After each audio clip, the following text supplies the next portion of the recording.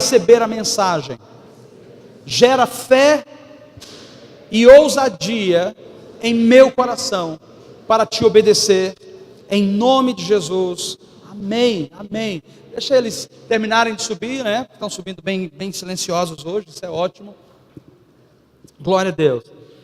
A mensagem que eu quero trazer para nós hoje de manhã, na verdade, é um dos nossos valores. E eu gostaria de ressaltar, reensinar e relembrar esse valor, que é um valor tão poderoso e que, se queremos ser cristãos, precisamos ter essa atitude e esse valor no nosso coração. Hoje eu quero falar um pouco sobre a essência da igreja. O que é a igreja de Cristo, quais são as características da igreja, das pessoas que compõem a igreja, e eu tenho certeza que o Senhor vai te abençoar muito hoje, amém? Então baixa a tua cabeça, porque eu quero fazer um pedido especial para Deus nessa manhã. Pai, que a tua palavra nos alcance e que a tua palavra nos transforme, nos ajude nessa manhã a ter um coração semelhante ao coração de Jesus, hoje e para todo sempre, amém. Amém. Você pode abrir a sua Bíblia comigo? A primeira passagem que a gente vai ler está em Atos, capítulo 2, do versículo 46 ao versículo 47. O livro de Atos é onde tudo começou com relação à igreja de Jesus na terra.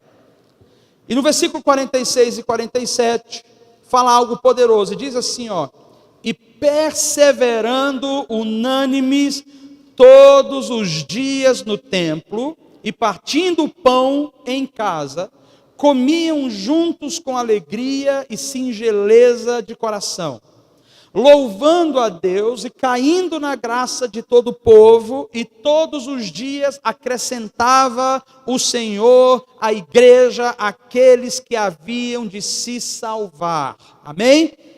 Próximo texto que a gente vai ler, e é o último texto de hoje, está em 2 Timóteo, capítulo 2, do versículo 1 ao versículo 2. 2 Timóteo, capítulo 2, versículo 1 e 2. Vê se você conseguiu encontrar aí, vamos ver. Na nossa época, que a gente era pré-adolescente, então a gente ia na igreja, e aí o líder que estava liderando a nossa salinha dizia assim, espada para o ar. Meu irmão, era o dia que a gente esperava aquele negócio. Quando mandava espada para o ar, a gente colocava a Bíblia para cima, aí ele falava o texto e a gente tinha que abrir. Quem abrisse primeiro ia ganhando pontos, e no final do mês ganhava um prêmio, né? Então, eu não sei como é que está a geração de hoje, quando fala espada para o ar, sai celular, tablet, tudo voando, mas enfim. Então, 2 Timóteo, capítulo 2, versículo 1 e 2, diz assim, tu, pois, meu filho, fortifica-te na graça que há em Cristo Jesus, e o que de mim, entre muitas testemunhas ouviste, confia-o a homens fiéis, que sejam idôneos para também ensinarem os outros. E que Deus abençoe a sua palavra nesse dia, quando a gente vai falar sobre a essência da igreja. A primeira coisa que eu gostaria de trazer como introdução, para que a gente possa entender, é que o projeto de Deus sempre foi a família. O alvo de Deus é família. O diabo luta contra a família para destruir a família e qualquer contexto que possa se parecer com família. Nos últimos anos tem havido uma grande investida da parte do diabo para destruir a família, para destruir pessoas. Algumas pessoas perguntam, mas por que o diabo fica tão indignado com a família? Porque a família reflete a Trindade. A família reflete a ideia de Deus, o projeto de Deus. Olha, só para você entender, todo tipo de estrutura organizacional aconteceu depois do pecado. Família não veio depois do pecado, família veio antes do pecado. A família começa em Adão e Eva, quando Deus gera, isso é como os primeiros frutos. Então família está no coração de Deus. Quando a gente pensa sobre igreja, a ideia de igreja não é uma instituição. A instituição serve para trazer organização, mas a ideia de igreja é família. E nós precisamos ter essa ideia, porque essa é a ideia de Deus.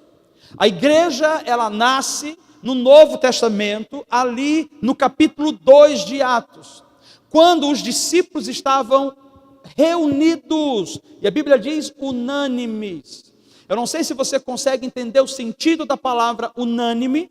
Unânime não é apenas estar junto, é estar junto com o mesmo propósito, caminhando na mesma direção, indo para o mesmo alvo. Então o que é ser unânime? É estar junto, mas caminhando na mesma direção e indo para o mesmo alvo, para o mesmo propósito. A igreja estava experimentando o que era viver família. E Jesus estava ensinando os discípulos. Por que ele estava ensinando os discípulos a começar a igreja sobre as bases da família? Porque os discípulos tinham treta um com o outro. Eles nem sempre gostavam do que o outro falava. Então, não sei se você sabe, mas Deus colocou aqueles homens dentro de uma casa só, e o pau também comia ali dentro. Eles brigavam, eles tinham argumentos diferentes, eles pensavam diferentes. Agora, o que é que isso se diferencia das nossas casas, das nossas famílias? Família tem problemas, família tem dificuldades. Nós temos queixas uns dos outros. Nós às vezes reclamamos uns dos outros. Nós não gostamos das atitudes muitas vezes. Mas o grande foco que a gente precisa entender é qual é a vontade de Deus para a igreja. Que a igreja seja família. Quando nós temos um relacionamento de amigos, ou quando a gente vai numa igreja e a gente começa a congregar um pouco, e aí eu olho para o Robson e eu não gostei muito do que o Robson falou, o Robson não gostou do que eu falei. Parece que na igreja a gente fala assim, cara, eu vou para outra igreja, eu vou para outro lugar, eu vou tomar um outro rumo. Mas por quê? Porque eu não gostei do que o pastor falou, eu também não gostei do que o Robson falou, então cada um para o seu lado. Família briga, reclama um com o outro, critica um ao outro, mas em algum momento vai ter que se resolver e ficar junto. Sabe por quê? Porque nós temos o mesmo DNA, nós temos o mesmo sangue, e existe uma coisa que por mais que a gente não aceite, aqui dentro nunca vai deixar a gente se desligar dentro dos nossos lares. Chama-se o amor de Deus que nos une uns aos outros. Então os discípulos queriam experimentar esse Pentecostes, esse avivamento. E Jesus estava dizendo para eles através do Espírito Santo: vocês vão precisar estar juntos, reunidos debaixo do mesmo teto. E depois que vocês se tornarem depois que vocês se tornarem unânimes, isso é, caminhando na mesma direção, indo para o mesmo alvo, então vocês vão poder experimentar a plenitude da minha presença. Quer saber quando a presença e a glória de Deus vai se derramar no nosso meio, trazendo um avivamento sem precedente, fazendo com que as pessoas entrem aqui e elas já experimentem a Deus ali na porta, com que elas sejam curadas quando chegarem nesse ambiente. Pessoas vão chegar com câncer, o câncer vai ser expelido. Pessoas vão chegar na cadeira de roda, o irmãozinho vai sair dali e dizer: irmão, o Pai do Senhor, mas levanta dessa cadeira de roda. O irmão já vai levantar da cadeira de roda. Pessoas vão chegar cegas ou com problema de visão, as pessoas vão orar e a visão dela vai se abrir. Isso se chama avivamento, isso é resultado de sermos unânimes. Isso é resultado de estarmos juntos, isso é resultado de sermos um, apesar das nossas diferenças. As nossas diferenças não podem nos separar.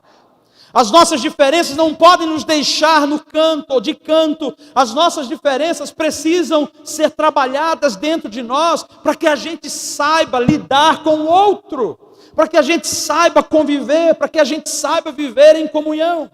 Então eu quero trazer para você 5 pontos em específicos, ou 5 características, melhor assim, 5 características específicas sobre a igreja de Cristo. E essa característica primeiro começa com a identidade. O que é identidade? É quem você é o seu estilo, é o seu jeito, é a sua maneira de ser.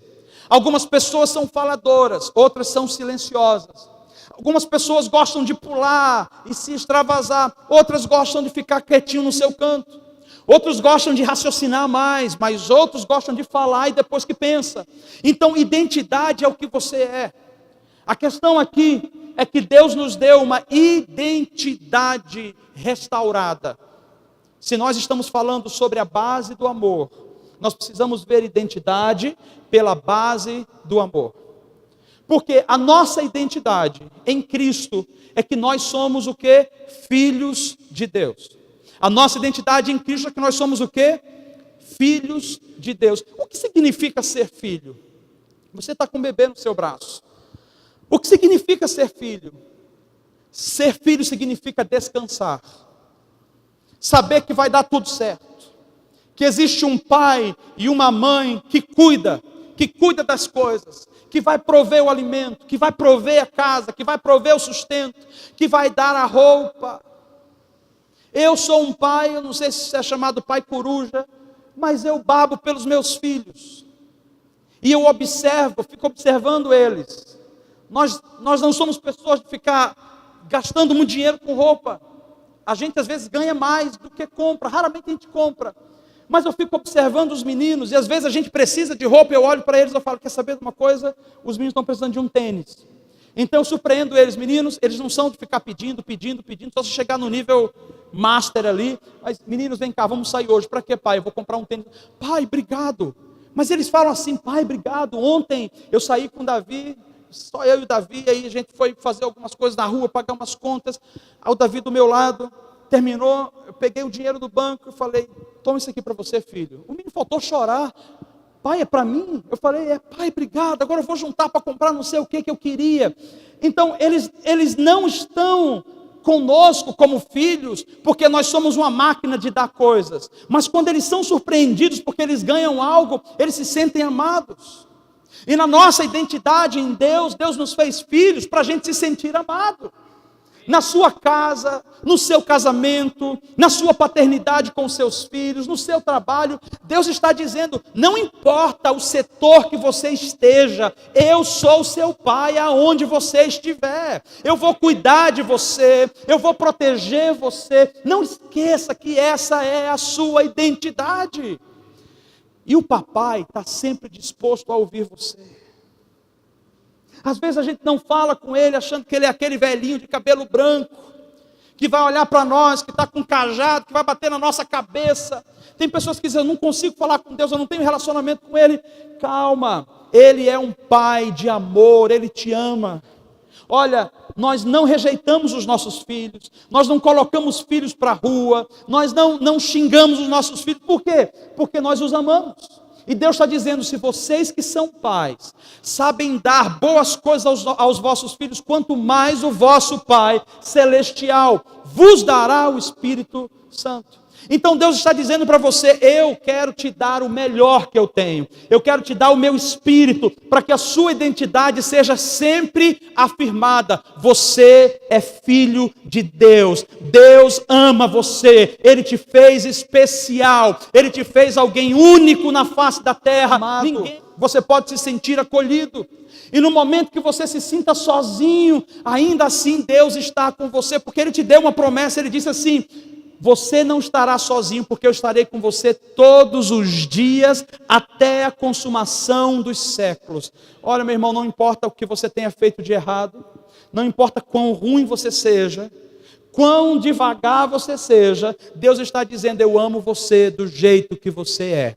Isso não quer dizer que Ele vai nos deixar como nós estamos, porque o Espírito dEle em nós vai nos transformando dia a dia. Então a primeira característica da igreja, do corpo de Cristo, é que nós temos uma identidade em Deus, e a nossa identidade de filhos. Te falta algo? Tem algo errado na tua vida hoje? Tem algo que não está caminhando muito bem? As coisas não estão do jeito que você quer? O seu pai, antes de você pensar ou falar, já observou. E Ele está a caminho. Então aceite a paternidade de Deus. Você é filho. Você é filho. E como filho nós recebemos amor. E o amor nos restaura. O amor nos restaura. Quantos de vocês já receberam um abraço que você falou, cara do céu, que abraço gostoso. Não estou falando de marido e mulher não, tá? Estou falando assim, abraço de irmãos, que você falou assim, estou sentindo Deus. Ô pastor, também sinto Deus pela minha esposa. Tá bom, mano, quero levar para o outro lado. Vamos lá. Você recebeu um abraço e você falou, cara, esse abraço era tudo que eu precisava. Foi um abraço que eu precisava receber. Quantos receberam um abraço assim? Que você se sentiu aconchegado nos braços de alguém, se sentiu apoiado, você pode desmoronar que alguém te segurou. O amor faz isso. É o amor de Deus em você. É o amor de Deus em você. Só que a Bíblia fala que tudo aquilo que a gente recebe, a gente precisa estar aberto também a dar. Então, ter a identidade restaurada é entender que Deus nos dá amor para que a gente também possa dar amor. Então, a primeira característica de uma igreja é que ela tem uma identidade, a identidade dela é a identidade de filho. Deus é o nosso Pai. A segunda característica da igreja que Cristo estava trazendo aqui no Evangelho, no livro de Atos, é que a ideia de igreja é comunidade. E o que é comunidade? É o lugar que você compartilha, é o lugar que você partilha. Vou explicar melhor. Eu morei 8 anos em comunidade.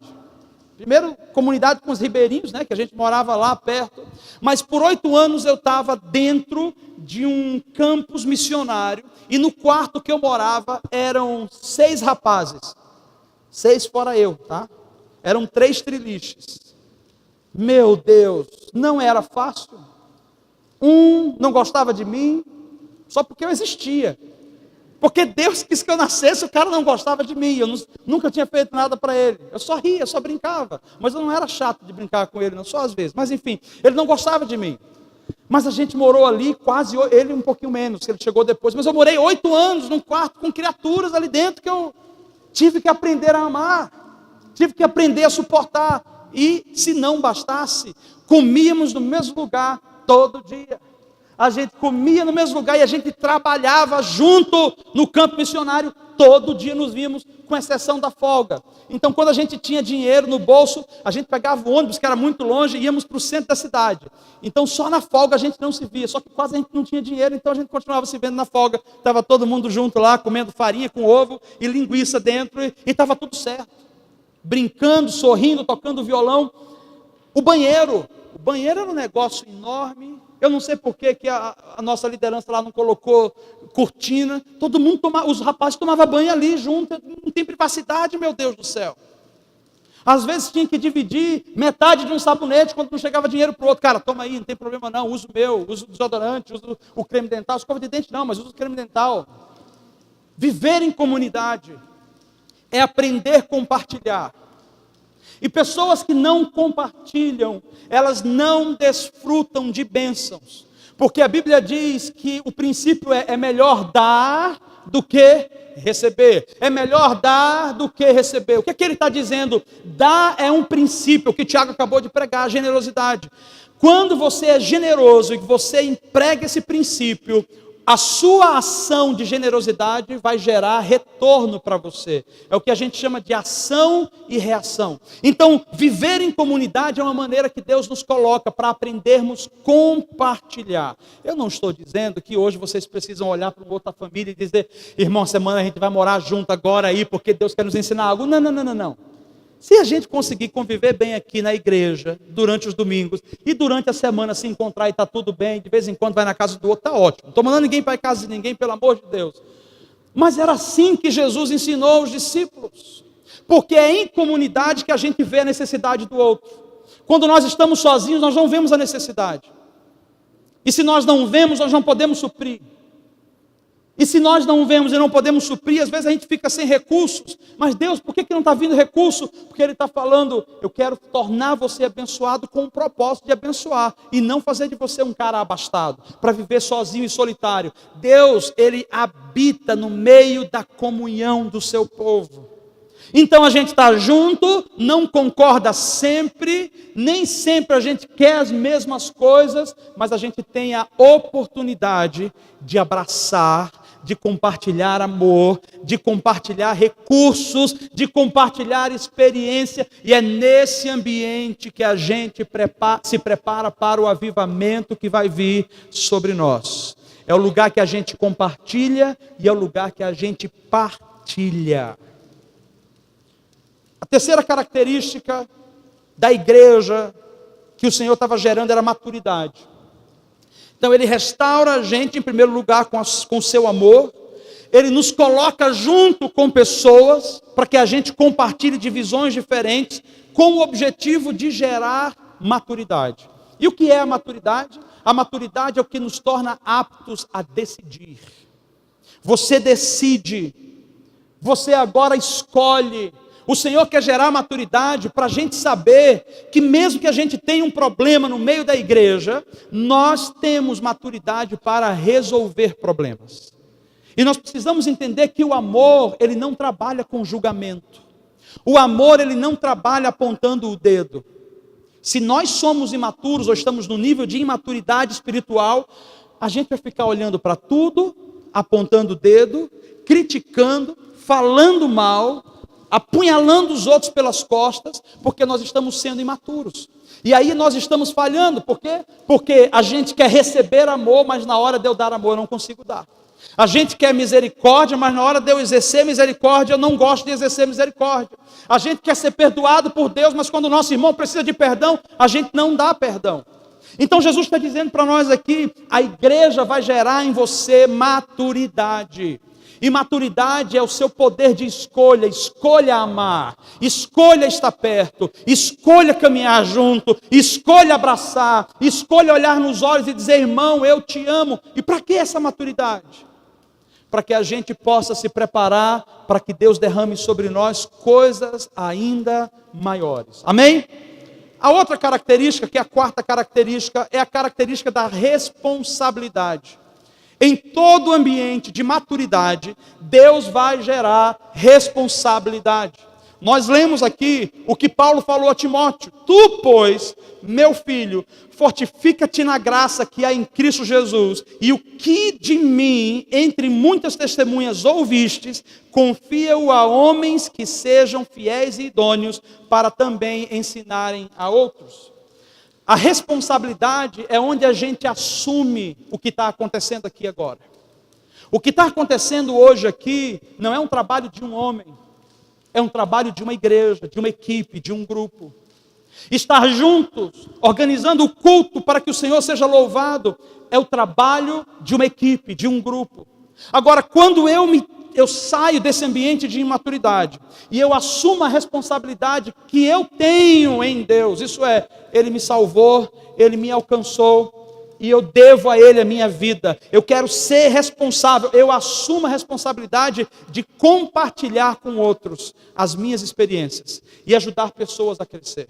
E nesse ponto eu gostaria de chamar apenas uma atenção, de dizer o seguinte: nós cremos no discipulado, o discipulado que Jesus ensinou. Nós cremos sim, a palavra fala, a igreja do Novo Testamento começou assim, em grupos pequenos que se reuniam, e eles espalhavam-se pela terra. Nós não cremos nessa pressão de você tem que fazer isso, você tem que fazer aquilo, você tem que multiplicar. Nós não cremos nisso, porque o grupo pequeno era a igreja que se reunia nos lares com um objetivo só: manter comunhão, dar e receber amor. O que é que faz uma pessoa que tem um encontro real com Jesus, que tem uma experiência profunda? Ela quer abrir a boca dela para falar para todo mundo. Eu quero dizer para todo mundo o que Jesus fez para mim, eu quero dar o meu testemunho, eu quero compartilhar que Jesus pode curar o câncer, eu quero compartilhar que Jesus pode abrir o coração da pessoa e ela ser convencida do seu pecado. Isso chama-se responsabilidade. É quando eu assumo a missão de Cristo como um todo e nós trabalhamos juntos. E nisso eu te digo, tem pessoas aqui que têm dons que ainda não estão sendo manifestos, porque você poderia dizer, eu estou disposto, Jesus, e eu quero ser usado por ti. E aí Ele vai vir e vai gerar oportunidades para que você sirva. Através da responsabilidade, você vai transmitir para outros o que você tem recebido e o que você tem ouvido. E eu termino com a última característica, é que a igreja é um lugar de destino. E o que é destino? Então vamos ter essa figura. A igreja é como uma incubadora. A gente está aqui aquecendo o ambiente para que os filhos pequenos que ainda não se desenvolveram venham e entrando aqui, eles possam encontrar um ambiente aquecido e que faça com que eles se desenvolvam, com que os seus órgãos alcancem o seu potencial. Igreja é lugar de destino.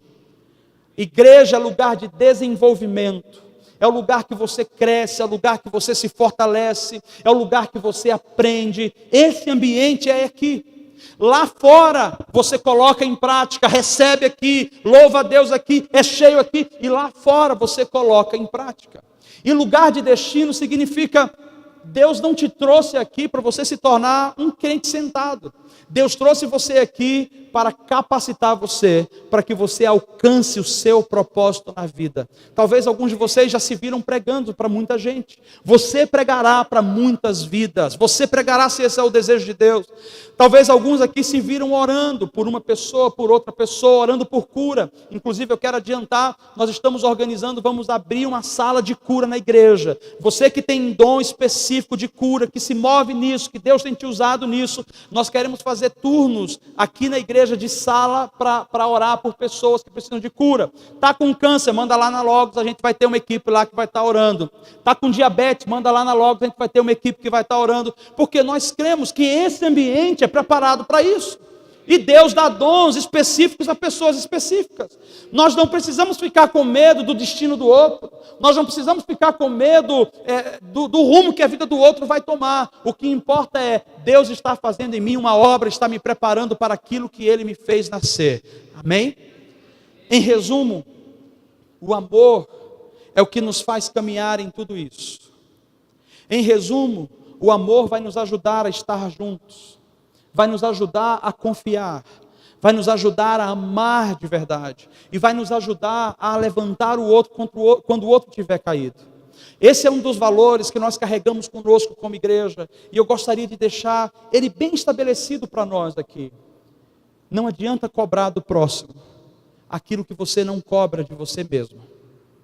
Não adianta esperar do homem, do seu próximo, aquilo que só Deus pode fazer por você. O amor de Deus é o que eu e você precisamos. É o amor que nos restaura. É o amor que vivifica. Ah, o homem me traiu, o homem falhou comigo. Não tem problema, Deus não te traiu e Deus não falhou com você. Aqui dentro tem pessoas falhas, eu sou falho, você é falho. Eu vou falhar com você e você vai falhar comigo, mas o amor não nos separa. O amor nos faz acertar as coisas e estar juntos. Eu não quero estar numa igreja pregando onde a gente não tem o mover do Espírito, o avivamento fluindo. E essas coisas, o avivamento não vai acontecer enquanto nós não formos um só, e estejamos unânimes no mesmo lugar. Nós não precisamos concordar, mas nós precisamos crer. Crer na organização que Deus colocou. Deus colocou pastores aqui. Pastores que estão buscando, jejuando, a direção é essa. Nós não estamos desviando ninguém da Bíblia, então vamos caminhar junto. Você pode não concordar 100%, vamos caminhar juntos, porque Deus irá respaldar a nossa unidade, e é na nossa unidade que vai chegar na sua casa a conversão dos seus familiares, é na nossa unidade que vai chegar a bênção sobre o seu trabalho, sobre a sua vida, sobre a sua cabeça, a cabeça dos seus filhos, é na nossa unidade que nós vamos ver os milagres de Deus acontecer, amém? Então eu gostaria de finalizar hoje de manhã da seguinte maneira, vamos ficar de pé. Eu gostaria, Fábio, vem aqui, filho, por favor.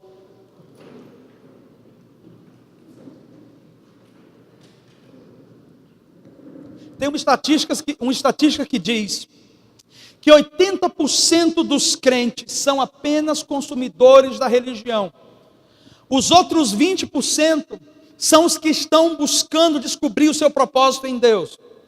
Em outras palavras, vou simplificar assim, ó. Tem um campo de futebol 11 jogadores jogando há mais de 2 horas. Os caras estão exaustos, cansados. Lá fora, nós temos o seguinte: um grupo de 200 pessoas sentado e assistindo o jogo, tudo acima do peso, precisando fazer exercício, mas eles só estão sentados. Só que tem a oportunidade de fazer exercício. Eles só precisam levantar a mão e dizer: ó, eu estou à disposição, se quiser trocar comigo. Claro que quem está dentro vai dizer: cara, vem, vamos compartilhar o peso, vamos compartilhar aqui a responsabilidade. Que nessa manhã nós sejamos batizados com o amor de Deus. E eu gostaria que você refletisse sobre algumas coisas junto comigo. A primeira coisa que eu gostaria que você refletisse é: quanto do amor de Deus você tem experimentado? Quanto do amor de Deus você tem experimentado? O amor não julga, o amor não cobra, o amor se doa. E o amor deseja, o amor de Deus hoje, deseja batizar você, batizar o seu coração. Então, se por um acaso você diga assim: rapaz, eu tenho recebido amor, mas não tanto. Se esse é um dos valores que Deus tem nos dado para viver como igreja, então nós queremos pedir: Senhor, nos batize com amor. Porque o amor vai nos dar paciência, quando a gente estiver vivendo em comunidade. O amor vai nos dar a capacidade de compartilhar com o próximo quando estivermos juntos. O amor vai nos dar maturidade para que a gente decida perdoar, amar, ajudar, fazer algo em prol do outro. O amor vai trazer sobre nós a responsabilidade de não esperar de alguém algo específico, mas buscar diretamente de Deus. E isso vai nos conduzir ao destino. E o destino é a missão de Jesus em cada um de nós. Feche os seus olhos. E eu gostaria de pedir a Deus que nessa manhã batizasse você com amor, um amor extremo.